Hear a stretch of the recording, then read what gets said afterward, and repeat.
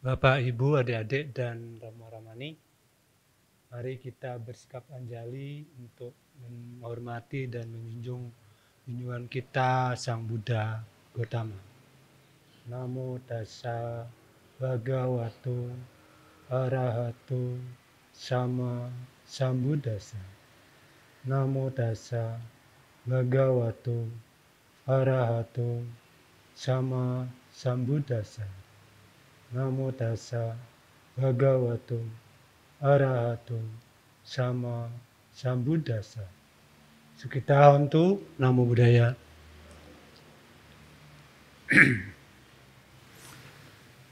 Bapak, Ibu, dan adik-adik semua, dan teman-teman, semoga hari ini sehat, sejahtera, dan bahagia.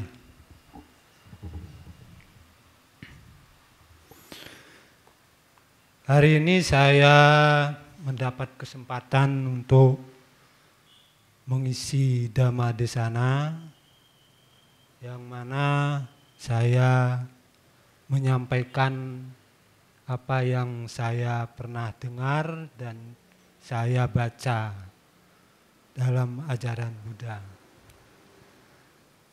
Kita semua tahu bahwa dalam kehidupan tidak kekal. Ada yang senang, ada yang tidak senang, ada menderita, ada yang bahagia. Saya mendengar cerita bahwa di Afrika itu sulit untuk mendapatkan air. Benar enggak? Ya kalau benar, tahu enggak monyet? Kenal enggak monyet? Atau kera? Kenal ya? Di sana ceritanya dulu dalam waktu Sang Buddha, karena di Afrika itu sulit mencari air, kemudian kera tersebut atau monyet tersebut dikasih umpan batu di pecahan itu, pecahan di sekitar pecahan belahan batu itu diisi garam, artinya yang bermineral. Kemudian kera tersebut memakan sedikit sampai habis, karena enak, mineral enak, sampai habis. Karena sudah habis kan tinggal batu tok, gitu, batunya tok adanya. Setelah minum atau setelah memakan mineral itu kan kehausan. Jadi dengan kera tersebut haus, kemudian kan jalan dia pergi mencari air, mencari air sampai ketemu, sehingga orang-orang Afrika itu mengikuti kera tersebut sehingga menemukan sumber air. Itu ceritanya yang pertama. Ya.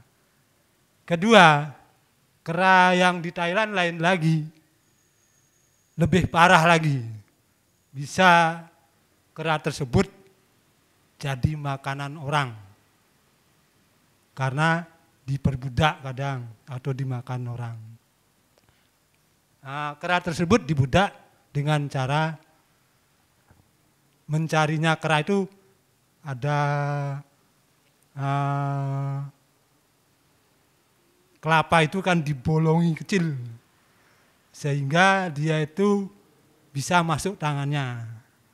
Nah, tangannya masuk otomatis kan sampai di dalam menggenggam gitu loh. Ini kan 5 jarinya itu kera berapa? Nanti dicek ya, 5 loh. Masuk di dalam kelapa itu, kan maksudnya kan gini, masuk gini loh. Terus kemudian karena sudah kedapatan isinya yang di dalam itu terus menggenggam. Jadinya tidak bisa keluar. Loh. Nah, tidak bisa keluar, kemudian ditangkap. Dan orang yang menangkap tersebut dibudak untuk kerja, memanjat kelapa berhari-hari. Kan di Thailand mungkin banyak kelapa ya, mungkin di situ ya. Saya belum pernah ke sana. Besok mudah-mudahan bisa ke sana ya. Kemudian dengan dia bisa lepas tangannya itu, kalau tidak melepas dengan begini, kalau tetap mengepal, dia tidak bisa lepas tangannya itu. Artinya secara sistematis bahwa kita itu harus melepas, ya toh? Melepas dari kemelekatan tersebut. Nah, di sini disimpulkan kita sebagai umat Buddha dan belajar ajaran Dhamma harus dianjurkan untuk melepas kemelekatan. Nah, apa tujuannya melepas kemelekatan? Biar tidak seperti kera. Apa pingin sebagai binatang? Tidak mau toh? Pingin jadi manusia. Makanya jangan jadi binatang kalau melekat seperti itu. Makanya perlu dikurangi kemelekatannya. Ya sedikitnya dikurangi, tapi kalau bisa dilepaskan kemelekatannya. Nah, dalam cerita tadi ada kelanjutannya bahwa Sang Buddha menyampaikan bahwa ada kemelekatan yang tidak boleh dilekati. Antara lain satu, kesenangan indera. Pertama, kesenangan indera. Kedua, saya lupa itu, pandangan salah, pandangan salah. Keempat, yaitu ritual atau upacara. Keempat itu, kalau tidak salah, doktrin diri atau ego. Nah, dari satu persatu tadi itu nanti saya sampaikan bahwa untuk kesenangan indera, contohnya juga ada cerita, cerita lagi. Jadinya biar nanti gampang menyimaknya, biar jelas bahwa itu termasuk kemelekatan enggak. Di suatu rumah tangga orang mampu kaya dulu. Terus dalam rumah tangga tersebut bosnya atau yang laki-laki itu kan suka makan babi. Siapa yang suka makan babi? Nah, semua ya toh. Yang enggak mau siapa? Dulu saya, tapi saya enggak sekarang. Nah, sekarang yang senang babi dan senang daging dianjurkan jangan melekat dengan daging. Karena cerita ini begini. Biasanya bapak-bapak itu atau kepala keluarga tersebut di rumahnya makan saben hari babi. Oh, masaknya itu babi guling, bakar, atau mungkin dibakar, atau juga mungkin di babi kecap gitu.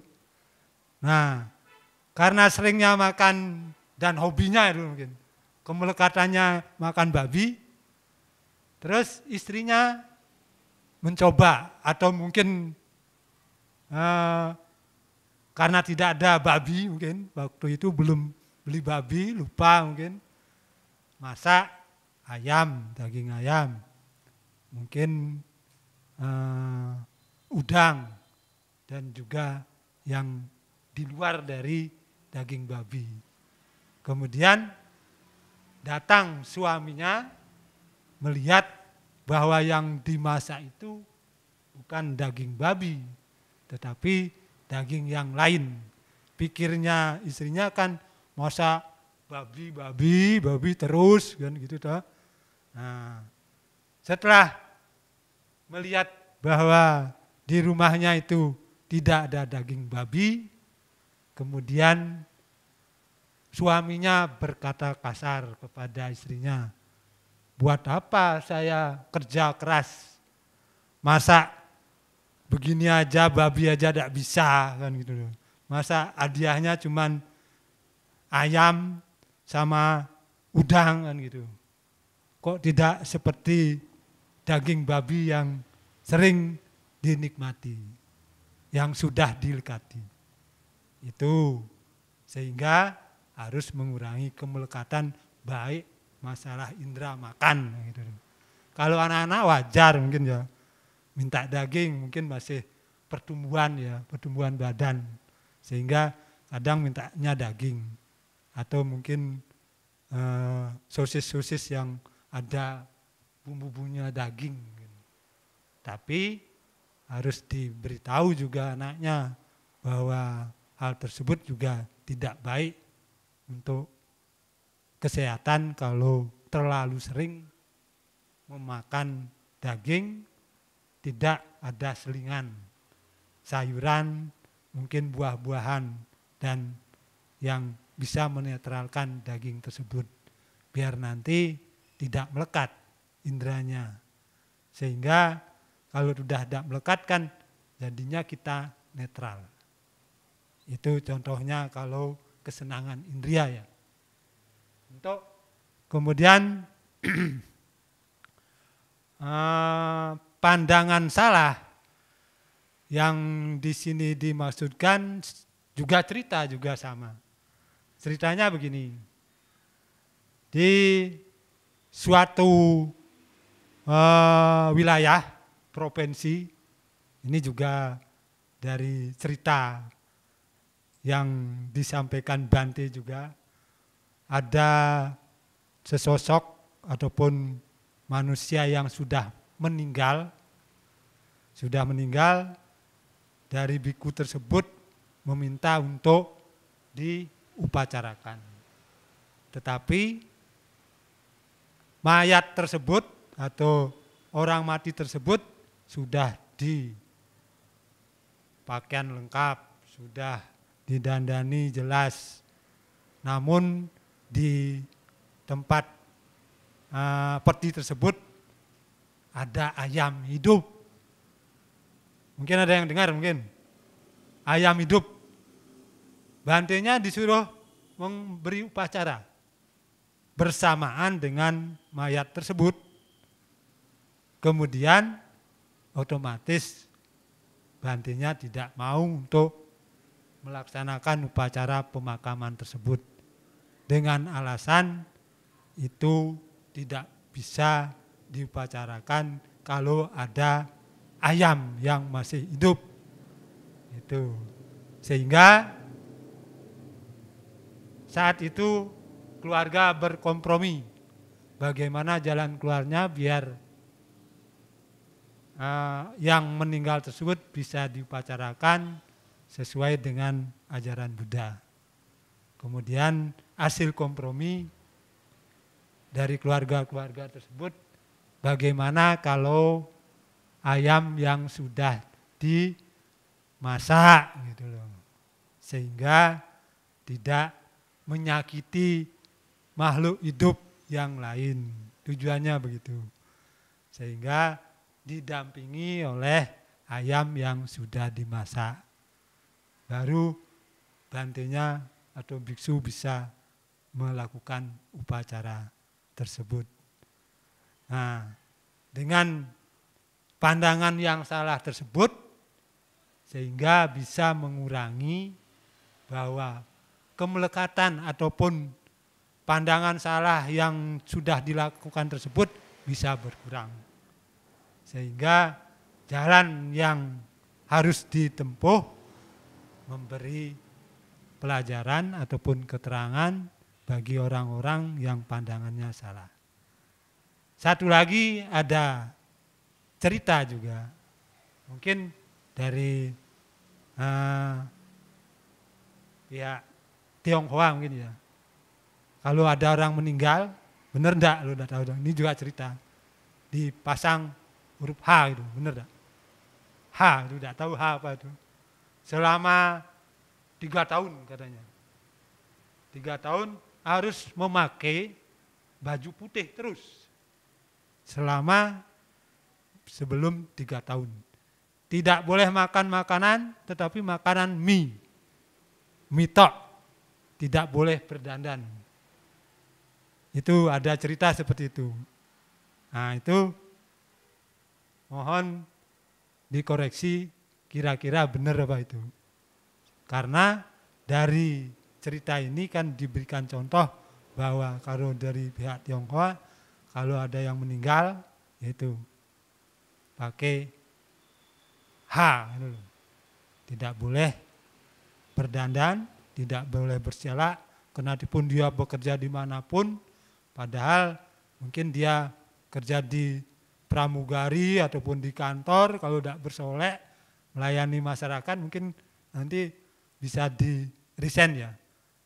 Ada katanya, yaitu tetap karena masih bersikukuh dengan pandangan yang salah tersebut, sampai resign karyawan tersebut untuk mengikuti kegiatan ritual tersebut. Demikian untuk yang pandangan salah. Yang ketiga adalah ritual. Nah, ritual ataupun upacara. Upacara di sini jangan istilahnya memberikan ritual yang sifatnya aneh ya. Di sesuatu wilayah ada bahwa setelah meninggal jari tangannya itu dipotong dulu. Kalau sudah dipotong baru dikebumikan ataupun dimakamkan. Dengan alasan bahwa dengan jari yang diputus ini tidak bisa menghilangkan kesedihannya. Itu maksudnya seperti itu. Sehingga secara ritual turun-temurun seperti itu. Kemudian dengan perbuatan seperti itu kan artinya juga melanggar kemoralan atau sila. Sehingga diarahkan jangan melakukan ritual seperti itu. Kenatipun upacara tersebut secara tidak langsung tradisi ya. Tapi kalau mengetahui hal tersebut kan kita harus bisa memberikan masukan ataupun pencerahan bahwa itu juga merupakan perbuatan kejahatan. Padahal dalam ajaran Buddha itu dianjurkan tidak berbuat jahat. Sudah meninggal dipotong lagi, jadinya kan jahat. Nah, itu maksudnya seperti itu. Nah, untuk hal yang keempat yaitu doktrin diri, nanti mungkin ada penterjemahnya tersendiri di lain waktu, yaitu masalah anatta. Ya, mungkin dari hal tersebut kita bisa menyikapi bahwa jangan kita melekat terhadap sesuatu yang kita ingini, baik secara tidak langsung maupun tidak langsung. Karena di kehidupan sehari-hari ada bahwa kita pasti ada yang masih melakukan hal tersebut. Makanya kita dibutuhkan untuk menghindari ataupun menghilangkan kemelekatan tersebut. Di sini perlu sesuatu yang dianjurkan oleh ajaran Buddha, yaitu menyadari bahwa kita itu adalah tidak kekal, menyadari bahwa kita harus berbuat saat ini apa yang diperbuat, tidak memikir yang sudah lalu, ataupun yang akan datang. Bagaimana caranya untuk bisa melakukan hal tersebut?